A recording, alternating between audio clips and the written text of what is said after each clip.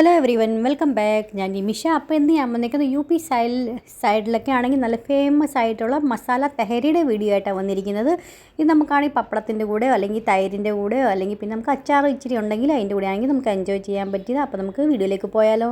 ഏറ്റവും ആദ്യം 2 ഗ്ലാസ് ഞാനാണെങ്കിൽ ബസ്മതി റൈസ് എടുത്തിട്ടുണ്ട്. നന്നായിട്ട് കഴുകി നമുക്കാണെങ്കിൽ ഒരു അരമണിക്കൂറത്തേക്ക് നമുക്കൊന്ന് സോക്ക് ചെയ്ത് വെക്കാം. നന്നായിട്ടൊന്ന് വാഷ് ചെയ്ത് അരമണിക്കൂറത്തേക്ക് നമുക്കൊന്ന് കുറച്ച് വെള്ളം ഒഴിച്ചും സോക്ക് ചെയ്യാൻ വെക്കാം.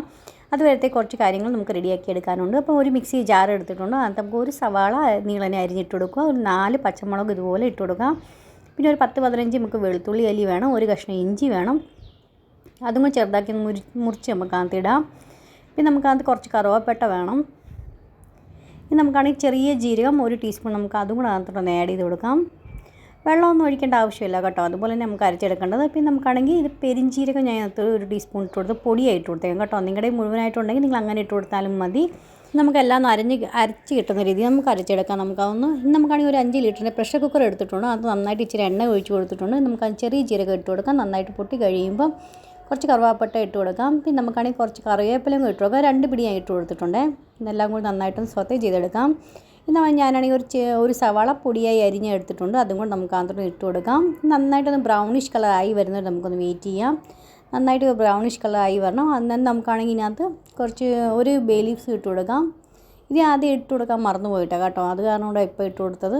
അപ്പോൾ ഇതും കൂടെ നമുക്ക് ഇട്ടിട്ട് നന്നായിട്ടൊന്ന് വഴറ്റിയെടുക്കാം. നന്നായിട്ടൊന്ന് ബ്രൗണിഷ് കളറായി വന്നു കഴിയുമ്പോൾ ഇവിടെ ഇപ്പോൾ ഫ്രഷ് ആയിട്ടുള്ള ഗ്രീൻ പീസ് കിട്ടുന്നുണ്ട് കേട്ടോ. നിങ്ങൾക്ക് അതുപോലെ കിട്ടുന്നില്ലെങ്കിൽ ഉണങ്ങിയതാണ് കിട്ടുന്നെങ്കിൽ അത് നമുക്കാണെങ്കിൽ ഒരു രാത്രി മൊത്തം സോക്ക് ചെയ്ത് വെക്കണം കേട്ടോ. എന്നിട്ട് വേണമെങ്കിൽ ഇതിനകത്ത് ഇട്ട് കൊടുക്കാനായിട്ട്.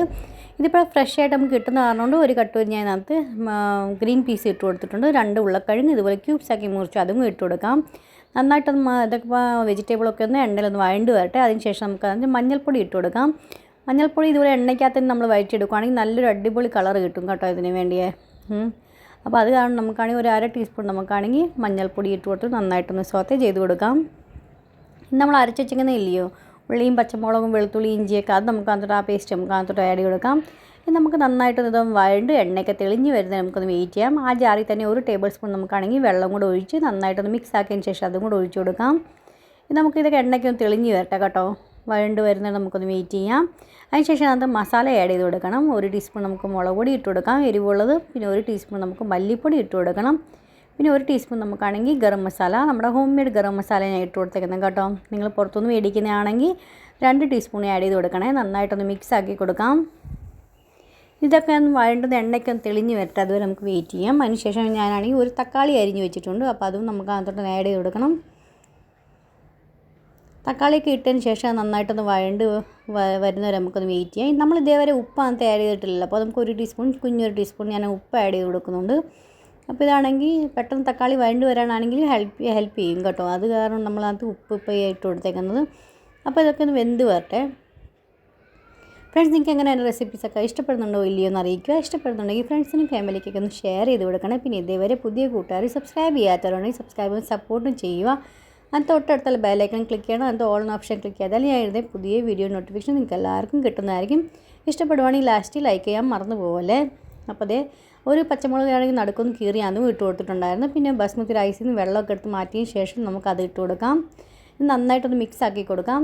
ഞാനാണെങ്കിൽ 2 ഗ്ലാസ് അരി എടുത്തേക്കുന്നത് കേട്ടോ. അതിൻ്റെ കൂട്ടത്തിൽ ഞാനാണെങ്കിൽ 3 ഗ്ലാസ് വെള്ളം ഒഴിക്കും. ഞാൻ അരമണിക്കൂർ സോക്ക് ചെയ്തെടുത്തില്ലായിരുന്നു. അത് കാരണം കൊണ്ട് നമ്മൾ 1 ഗ്ലാസ്സിന് 1.5 ഗ്ലാസ് കണക്ക് കൂട്ടിയാണ് നമ്മൾ വെള്ളം ഒഴിച്ചു കൊടുക്കുന്നത്. അത് നിങ്ങൾ സോക്ക് ചെയ്യാതെ വെക്കുവാണെങ്കിൽ 1 ഗ്ലാസ്സിന് 1 ഗ്ലാസ് അരിക്ക് 2 ഗ്ലാസ് വെള്ളം വെച്ചെടുക്കണേ. അപ്പോൾ അതേ 3 ഗ്ലാസ് വെള്ളം നമുക്ക് അതിനകത്തോട്ടൊന്ന് ഒഴിച്ചു കൊടുക്കാം. അങ്ങനെ 3 ഗ്ലാസ് വെള്ളം ഒഴിച്ച് കൊടുത്തിട്ടുണ്ട്. നന്നായിട്ടൊന്ന് മിക്സ് ആക്കി കൊടുക്കാം. നമുക്ക് എപ്പോൾ നോക്കണം കേട്ടോ അതിനകത്ത് ഉപ്പൊക്കെ ഉണ്ടോ ഇല്ലയോ പാകത്തിന്. ഉപ്പ് എപ്പോഴും ഇച്ചിരി മുന്നിൽ നിൽക്കുന്ന പാകത്തിന് വേണേ ഇട്ട് കൊടുക്കാനായിട്ട്. അപ്പോൾ എനിക്ക് ഇച്ചിരി ഉപ്പ് കുറവാണെന്ന് തോന്നുന്നപ്പോൾ ഞാൻ ഇച്ചിരി കൂടി ഇട്ട് കൊടുക്കുന്നുണ്ട്. അത് ഉപ്പിട്ടതിന് ശേഷം നമുക്ക് ഒന്നും കൂടി നന്നായിട്ടൊന്ന് ഇളക്കി കൊടുക്കാം. ഇനി നമുക്കാണെങ്കിൽ കുക്കറിൻ്റെ അടച്ചതിന് ശേഷം നമുക്ക് 2 വിസിൽ വരുന്നവരെ നമുക്കൊന്ന് വെയിറ്റ് ചെയ്യാം. പിന്നെ കുക്കർ തണുത്ത് കഴിയുമ്പോൾ ഒരു 15 മിനിറ്റ് കഴിഞ്ഞിട്ടേ നമുക്ക് തുറക്കാവുള്ളൂ കേട്ടോ. അപ്പോഴത്തെ നമ്മുടെ റൈസൊക്കെ പാകത്തിന് വെന്ത് കിട്ടിയിട്ടുണ്ടായിരിക്കും. ഇപ്പോൾ ഒരു 15 മിനിറ്റ് ആയിട്ടുണ്ട്. ഇത് നമുക്ക് കാണിക്കാം ഞാൻ അരി എങ്ങനെയാണ് വെന്തോ ഇല്ലയോ എന്ന്. നമ്മൾ പാകത്തിനായി വന്നിട്ടുണ്ട്. ഞാൻ ഇനി ഒരു 15 മിനിറ്റത്തേക്കൊന്ന് റെസ്റ്റ് ചെയ്യാൻ വെക്കുന്നുണ്ട് കേട്ടോ. അതിന് ശേഷം ഞാൻ സെർവ് ചെയ്യത്തേയുള്ളൂ. അപ്പോൾ നമ്മുടെ മസാല തെഹരി നമുക്ക് റെഡി ആയിട്ടുണ്ട് സെർവ് ചെയ്യാനായിട്ട്. നിങ്ങൾ തീർച്ചയായും ട്രൈ ചെയ്ത് നോക്കുക. നിങ്ങൾക്ക് എല്ലാവർക്കും വലിയവർക്കും മക്കൾക്കും എല്ലാവർക്കും ഒരുപോലെ ഇഷ്ടപ്പെടുന്നത്. അത് തൈരോ പപ്പടമോ അച്ചാറിൻ്റെ കൂടെ സെർവ് ചെയ്യാൻ പറ്റിയ ഇന്നത്തെ വീഡിയോ നിങ്ങൾക്ക് എല്ലാവർക്കും ഇഷ്ടമായിരുന്നു. നാളെ നല്ലൊരു അടിപൊളി വീഡിയോ ആയിട്ട് വീണ്ടും കാണാം. Bye friends, thanks for watching and take care.